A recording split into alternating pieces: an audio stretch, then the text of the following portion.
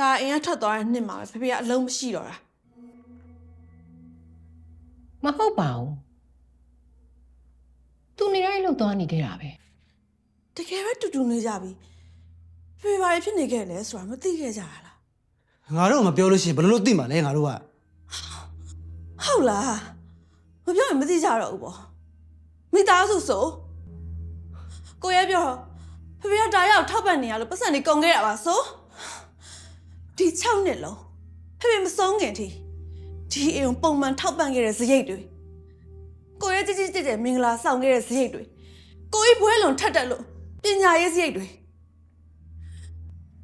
အလုံးမရှိရတဲ့လူတယောက်ကဒါတွေအားလုံးဘယ်ရရရဲ့ပတ်စံနဲ့ထောက်ပံ့နေခဲ့လို့ထင်လဲအဲ့ဒီချိန်တော့ဖေဖေမျက်နှာကိုတယောက်မှမဖတ်မိခဲ့ကြဘူးလားယောဂကြောင့်အောင်ဘယ်တော့မှသိရလဲဆုံးတော့မှလား